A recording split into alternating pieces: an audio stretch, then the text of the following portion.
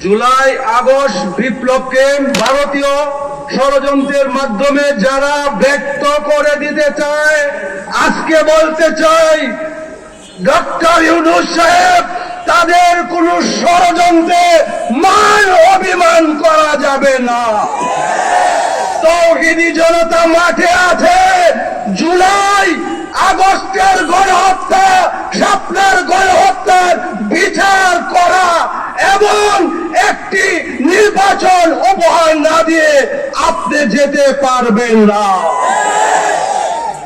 আমরা ভারতীয় এক দালালকে কলকাতায় তাকে হাই কমিশন নিয়োগ দেওয়া হয়েছে, জানেন? তার নাম হলো শাবাব বিন আহমদ।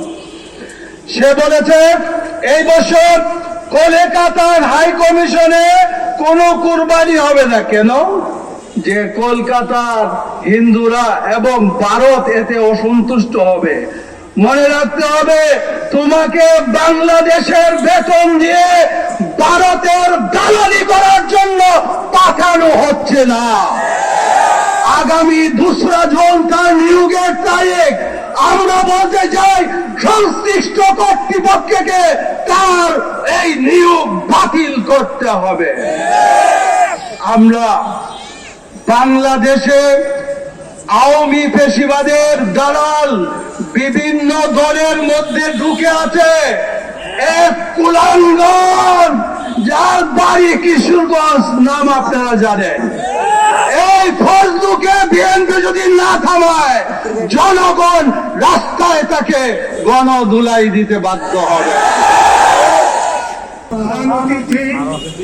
জাতীয় নেতৃবৃন্দ, মহানগর নেতৃবৃন্দ, সমবেত সহযোদ্ধা ভাইয়েরা আমার, আমরা অত্যন্ত পরাকান্ত হৃদয় নিয়ে বলছি, আমরা দেখেছি বর্তমান অন্তর্বর্তীকালীন সরকার যখন ক্ষমতা আসলেন, তারা দেশের সংস্কারের নামে 11টি সংস্কার কমিটি করেছে।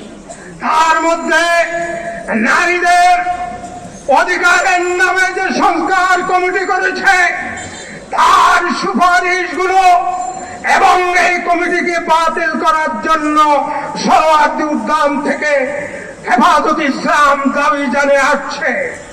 আমরা মনে করেছিলাম সরকার আমাদের দাবির প্রতি শ্রদ্ধাশীল হয়ে যে কাজগুলো 1450 বছর পর্যন্ত কোন নাস্তিক, কোন মুরতাদ, কোন ইসলাম বিরোধী শক্তি করে নাই, সেই সংস্কারের নামে কুসংস্কার করেছে।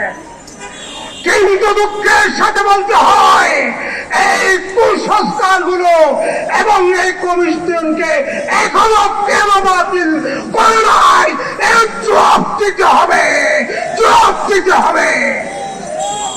বন্ধুগণ, আওয়ামী লীগ এবং তার দোসরকে, শেখ হাসিনাকে তার শাস্তির থেকে রেহাই দেওয়ার জন্য তারা মৃত্যুদণ্ড মওকুফ করার সুপারিশ করেছে।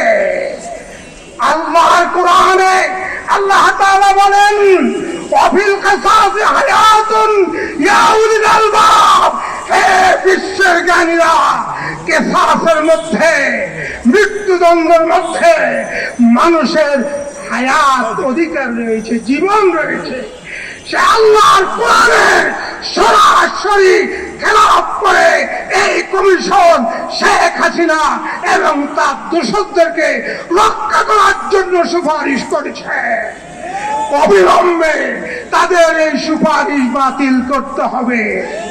দেশের স্বাধীনতা সার্বভৌমত্বের প্রশ্নে কোন আপোষ নেই। আণবিক করিডোর, বন্দর, ত্রাণের নামে ট্রেনের কোন কিছু আমরা মানব না।